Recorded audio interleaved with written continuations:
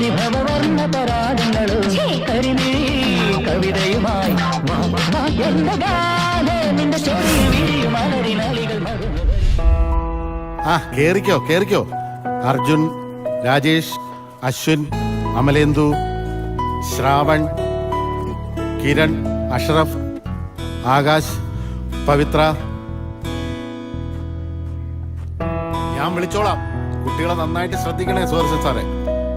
ശരി സാർ. ശരി.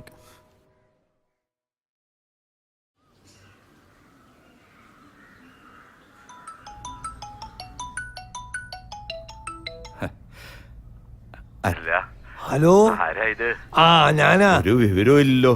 ഞാൻ 2 ദിവസം മുമ്പ് വിളിച്ചതല്ലേ. പിന്നെ എന്തൊക്കെയുണ്ട് വിശേഷങ്ങള്? അല്ല, ഒന്നുമില്ല. എന്ത് പറ്റി മാധവ?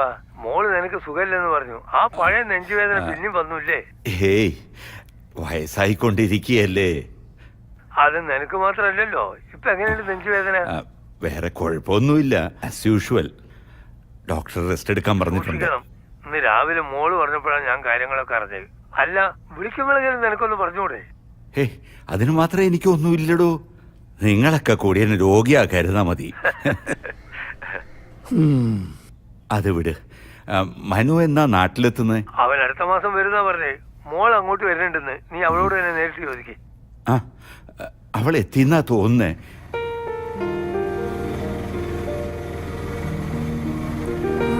മതി മതി, ഇവിടെ തന്നെ. ചേട്ടാ, ഒരു 10 മിനിറ്റ്. ഇപ്പൊ വരാം. ഒരു 10 മിനിറ്റ്. ചേച്ചി, എനിക്ക് വെയിറ്റ് ചെയ്യാനൊന്നും പറ്റത്തില്ല. വേറെ ഓട്ടോ ഉണ്ട്. ഇപ്പൊ വരാം. പുറത്തൊരു ഓട്ടോ വന്നിട്ടുണ്ട്. ഞാൻ പിന്നീട് വിളിക്കാം. വേറെ വിശേഷമൊന്നുമില്ലോ. എന്ത് വിശേഷം? ശരി, ഓക്കെ. മോളെ, അമ്മേ, നിനക്കൊന്ന് ബാങ്കിൽ പോണ്ടേ? പോണമ്മേ. ഓഡിറ്റിങ്ങാ. അച്ഛനെ ഒന്ന് കണ്ടിട്ട് പോവാന്ന് കരുതി. അച്ഛൻ ഇപ്പൊ എങ്ങനെയുണ്ട്? ഡോക്ടർ റെസ്റ്റ് എടുക്കാൻ പറഞ്ഞേക്കാ. അച്ഛനകത്തുണ്ട്, നീ പോയി കണ്ടോ. ഞാനൊന്ന് കണ്ടിട്ട് വരാം. നീ മോളെ കൂടെ കൂട്ടിക്കൊണ്ടുവരാത്ത എന്താ? അവളുടെ സ്കൂളിൽ നിന്ന് ടൂർ പോയിരിക്കാമേ. ശരി. അച്ഛാ, അയ്യോ, അച്ഛന്റെ കണ്ണിന് ഇത് എന്ത് പറ്റി? ഇതൊന്നുമില്ല മോളെ. അസുഖത്തിന്റെ ഒരു ഭാഗമാ. നീ ടെൻഷൻ അടിക്കണ്ട. 2 ദിവസം കൊണ്ട് മാറിക്കോളും. അച്ഛനോട് ഞാൻ എത്ര വട്ടം പറഞ്ഞു പുറത്ത് നല്ലൊരു ഹോസ്പിറ്റലിൽ കാണിക്കാന്ന്. എന്തിനാ മോളെ അതൊക്കെ? വാ, നീ ഇരിക്കേ. ഇതും കൊണ്ട് നടക്കാനാണോ അച്ഛന്റെ ഭാവം? ഞാൻ ഇടയ്ക്ക് മനുവേട്ടനോട് പറഞ്ഞിരുന്നു, അടുത്ത ലീവിന് വരുമ്പോ അച്ഛനെ കൂടെ കൊണ്ടുപോവാന്നാ പറഞ്ഞേ. നമുക്ക് അവിടെ നല്ലൊരു ഹോസ്പിറ്റലിൽ കാണിക്കണം. അതൊന്നും വേണ്ട മോളെ. അങ്ങനെ പറഞ്ഞ എങ്ങനെയാ അച്ഛാ? എനിക്കിപ്പോ യാതൊരു പ്രശ്നവും ഇല്ല. I am completely fine. അത് അച്ഛൻ മാത്രം പറഞ്ഞാ പോരാ, നമുക്ക് ഹോസ്പിറ്റലിൽ കാണിക്കണം. അതൊക്കെ വിട്. നീ മോളെ കൂടി കൂട്ടിക്കൂട്ടി വരാത്തെന്താ? എനിക്ക് അവളെ കാണാൻ കൊതിയാവുന്നു. അവൾക്ക് ക്ലാസ് ഇല്ലേ അച്ഛാ? 2 വർഷം കൂടെ കഴിഞ്ഞാ 10th-ലാ. നിനക്ക് അവധി ദിവസം നോക്കി വന്നാ പോരെ? 100 കൂട്ടം തിരക്കാണച്ചാ. ഇന്നാണെങ്കിൽ ബാങ്കിൽ ഓഡിറ്റിങ്ങും. വൈകുന്നേരം ഇറങ്ങാന്ന് വെച്ചാ ഒത്തിരി ലേറ്റ് ആവും. അതാ രാവിലെ തന്നെ അച്ഛനെ കണ്ടിട്ട് പോവാന്ന് വെച്ച്. നിനക്ക് എന്നും ഉണ്ടല്ലോ ഓരോ കാരണങ്ങള്. അങ്ങനല്ല അച്ഛാ. ഒന്നുമില്ലെങ്കിലും അവളെന്റെ പേരക്കുട്ടിയല്ലേ. എനിക്കും ഇല്ലേ അവളെ കാണാൻ ആഗ്രഹങ്ങള്. ഞാൻ ഇനി എത്ര നാള് കാണുന്ന ആർക്കറിയാം. അങ്ങനെ പറയല്ലേ അച്ഛാ. ഞാൻ ഇന്നലെ അവളെയും കൂട്ടി വരാനാ തീരുമാനിച്ച്. അപ്പോഴാ അവളുടെ ഒരു ടൂറ്. ഇന്നലെ എന്നോട് പറയുന്നത്. നേരത്തെ പറഞ്ഞാ ഞാൻ തീരുമാനം മാറ്റുന്നു വെച്ചിട്ടാ. എല്ലാ അടവും പഠിച്ചു വെച്ചിട്ടുണ്ട് അച്ഛാ. ഭയങ്കര കുസൃതിയാ. നിന്റെ അല്ലേ മോള്? കുട്ടിക്കാലത്ത് നീ എന്തോരം കാണിച്ചിരിക്കുന്നു. അതൊക്കെ വെച്ച് നോക്കുമ്പോ അവള് പാവാ. പഠിച്ചാ മതിയായിരുന്നു. 2 വർഷം കഴിഞ്ഞ് SLC എഴുതേണ്ട കുട്ടിയാ. ഞാനും മനുവേട്ടനും ഒരുപാട് നിർബന്ധിച്ചതാ വേറെ നല്ല സ്കൂളിലേക്ക് മാറ്റാന്ന്. പക്ഷെ മനുവേട്ടന്റെ അച്ഛൻ സമ്മതിക്കണ്ടേ. നല്ല ടീച്ചിങ് ഇപ്പോഴും സർക്കാർ സ്കൂളിലെന്നാ പുള്ളിക്കാരന്റെ വാദം. വലിയ പാടാച്ചാ. ചില നേരത്ത് ദേഷ്യം വരും. പഴയ സ്വഭാവത്തിന് ഒരു മാറ്റവും ഇല്ലേ? എവിടെന്ന് രാവിലെ 2 പേരെ കിട്ടിയിട്ടുണ്ട്. പിടിച്ചിരുത്തി കത്തി വെക്കുക. അത് വിട്. നീ വല്ലതും കഴിച്ചോ? ഇല്ല, അവൾ അടുക്കളയിലുണ്ട്. നീ പോയി. അയ്യോ, സമയം ഒട്ടുമില്ല അച്ഛാ. ഞാൻ അമ്മയെ കണ്ടിട്ട് ഉടനെ ഇറങ്ങും. അച്ഛൻ റെസ്റ്റ് എടുത്തോളൂ. Bye, take care. Auto wait ചെയ്യാ. അമ്മേ, ഞാൻ ഇറങ്ങുവാ. ഇവളുടെ ഒരു കാര്യം.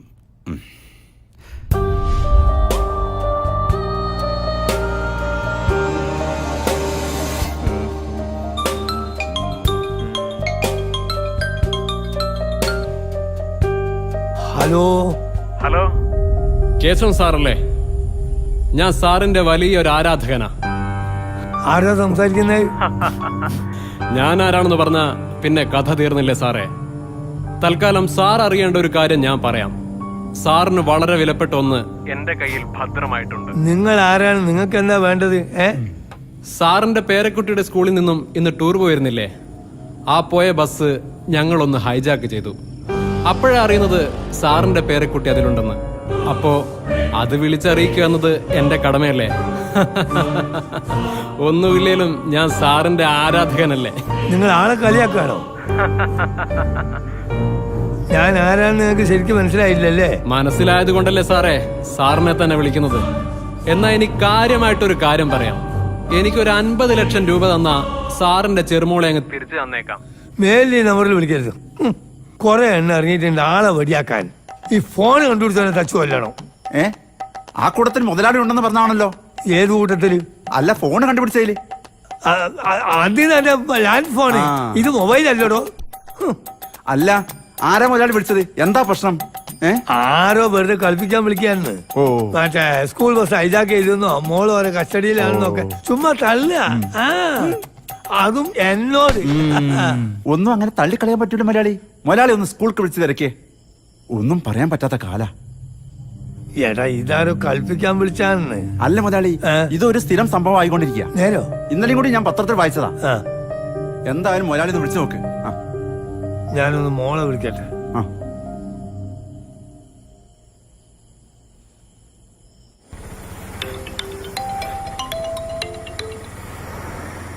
ഹലോ. ആ പറയണ അച്ഛാ. ഹലോ, മോളെ എത്തിയോ?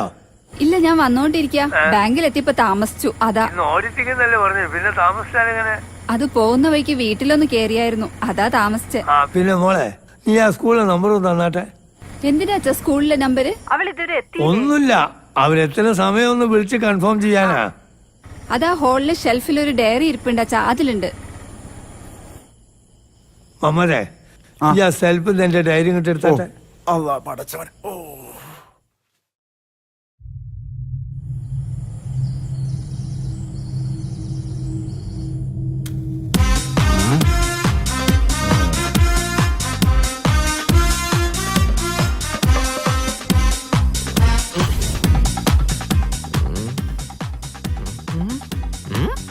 ഇതെന്താ ഗ്ലോവോ? അല്ലടാ നിന്റെ അച്ഛന്റെ